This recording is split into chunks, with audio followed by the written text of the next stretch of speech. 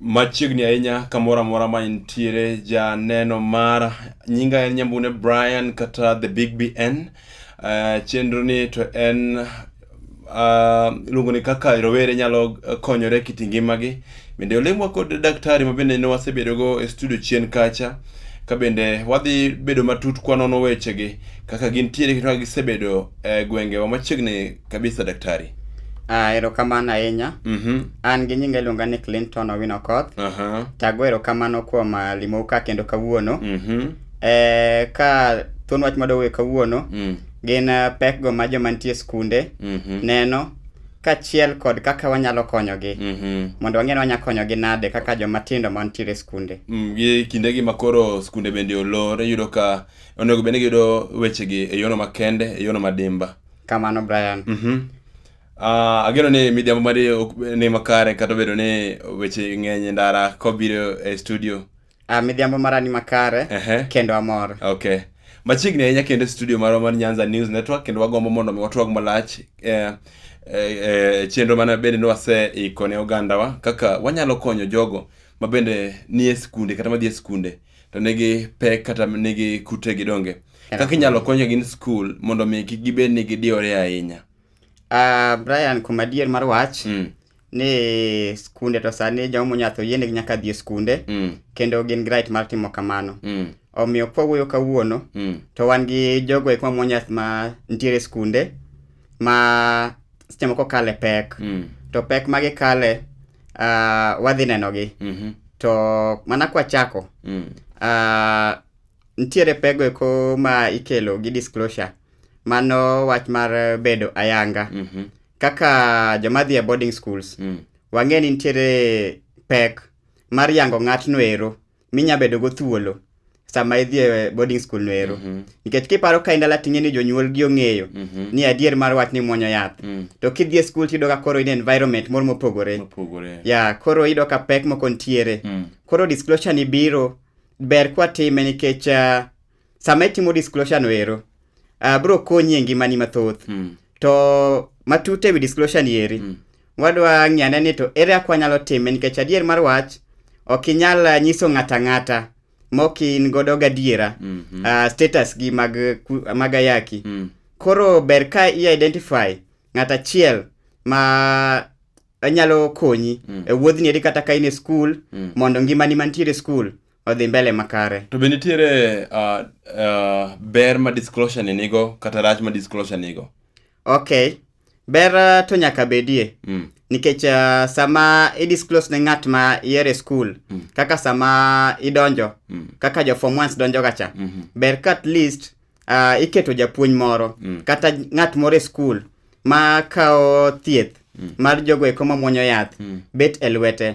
Masasa ma nyathi ma muonyo yath okele school ber ka itero japuonj no ero kendo japuonj no ero bedo kong'eyo chalne mondo konye kit ngimane mar muonyo yath. Koro ni dhi konyowa ni sama nyathini eri ong'e ni japuonj kama ema senyiso chalna mek kute mag Ayakie, manyiso ni odhi kawo yedhene moket kanyo ero.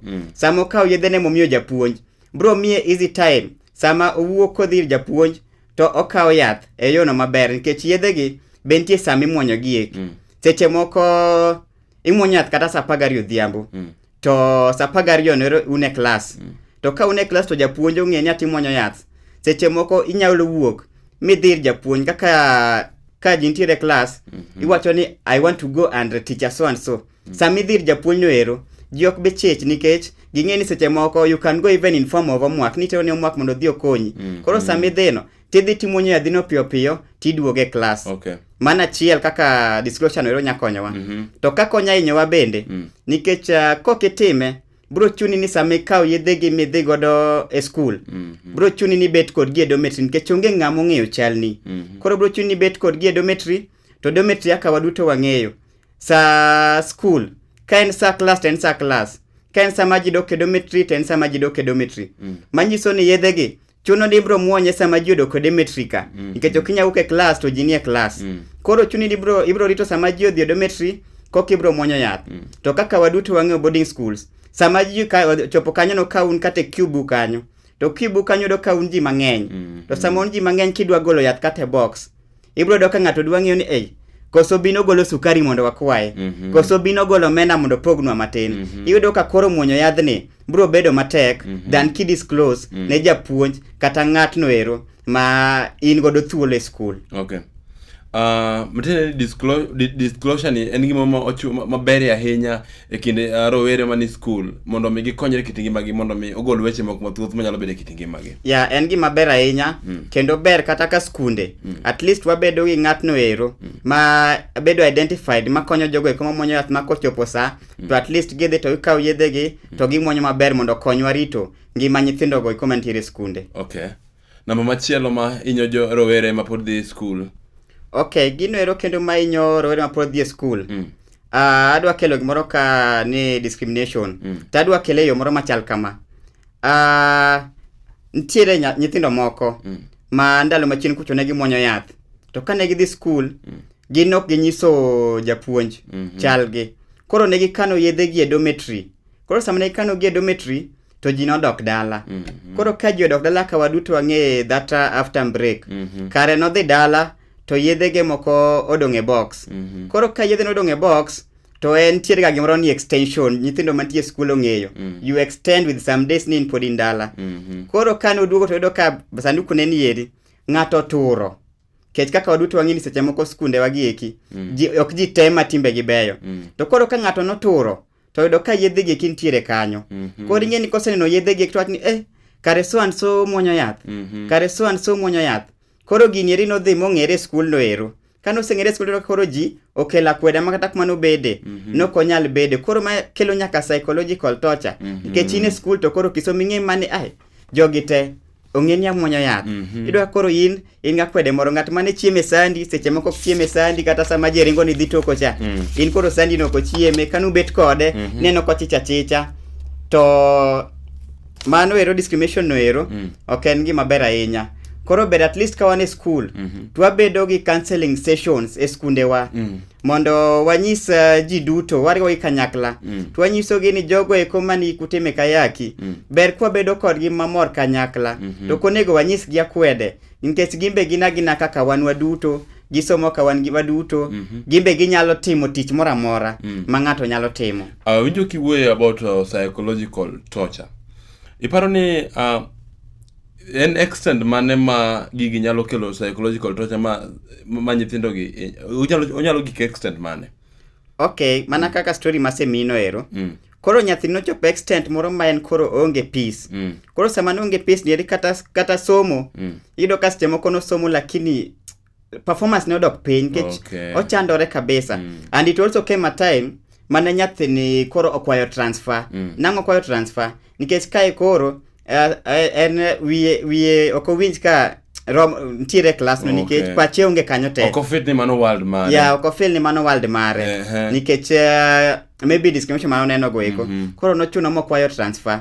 But if we sensitize students, mwakelo ikanyakla, mwatimo counseling e skunde wa, to at least wabodak maber, kendo magi eki ogik mwabro neno. Kaka sani, sensitization beni timore, ang'eni gi timore, to ne beni medo timgi. Wamedo timogi mondo at least chances moko ma discrimination ka owek bedo. Okay. Ipani ang'o manyalo ketho wach ma discrimination ahinya apart from maybe ka jopuonje mochung' ne counseling and guiding and counseling e school. Apart from gini kende ipani ang'o makelo nyakelo sensitization makare ma nyithindo elewa ni kara jogi ma nigi kute mag Ayakie gin bende gin oganda bende wanyalo dag e kindwa wawegi. Okay, gima timore jogo manyakelo sensitization bende gin jogo eko matie migao mar thieth. Wanya involve mondo gibi e skunde wa, mondo gipuonj nyithinde wa, mondo giwuo kod joma tindo mantiere skunde makao yath, kendo wikel gi kanyakla maber, kaka joma ntiere community achiel. Yeah. Koro gin be nyaka gibi on board. Yeah, nyaka kel jok mantiere yore mag thieth e board mondo wuo gi jogi mondo nyisgi ni nyisgi kaka ginyalo timo kata ka en kama timi solution ni this is how we can take it, this is how we can do it, so that it ensures that you take your drugs well ma itieko school. To bende paro ni nitiere ka ng'ato nyalo goyo mbaka ne samoro embe kaka osekadho atwano mokadho mochopo kamoro mondo mi at least to motivate nyithindo. Would you think that can help? Ya mano bro bedo maber kabisa kendo dibed morna ka chieng' moro achiel kuom jogo eko ma nyalo weyo wachni mosekale obedo kodwa kendo onyisowa adier mar wach. Ya kendo nikech ma ing'eni kikelo kama to bro yudo ka nyithindo gieki bro even spread the news to other nyithindo ni kata kan tie challenges e school lakini nakale kata kan tie challenges e school anatimo ma gi ma momiya monyo yedhe ga maber. To bipa nitiere moro mabende apart from maybe disclosure gi discrimination bipa nitiere moro ma nyithindo gi kale mabende inyogi ahinya maybe kindi giwegi kata kindi gi jopuonje bende kata community ma gintiere e school kanyo.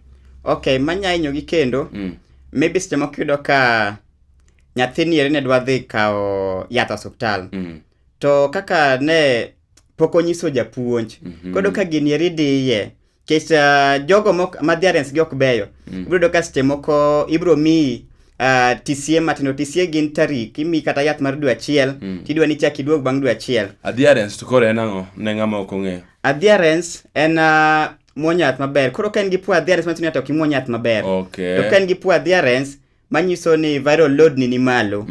Koro mani ng'eni timo nyakwa team ni close check up. Chuno ni wawuotho kodi okang' kokang' wang'eyo ni nyathini kata jalni omuonyo yath yo mane. To ka adherence ni ber ma viral load ni ber to wanyalo mi kata mar dweche 3 kata mar dweche 6.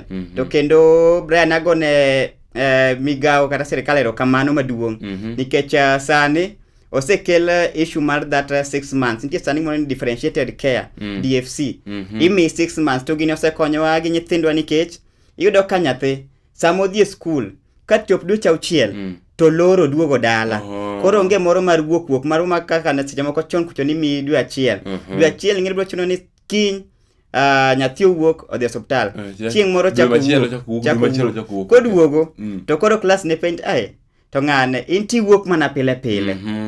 Ta ang'o matimore? Chope okang' ma seche moko nyathi riambo ni an adhiga kata meetings moko dala. Kata an gi tuo mar asma nikech koro onge mpangilio maber but wago erokamano nikech madweche 6 ni obiro kendo sani en achiel cha mobedo packed full to kendo wamedo go erokamano nikech ikonyo nyithindwa kabisa. Okay. Benitire kaka inyalo konygi maybe ne ng'at moseka undergo weche gi te. Ber mane ma pane unyalo chiwo mondo mi okony kata weche magi minyalo wachi mondo mi okony nyithindo gi e yore seche magi kale weche machalo kod magi.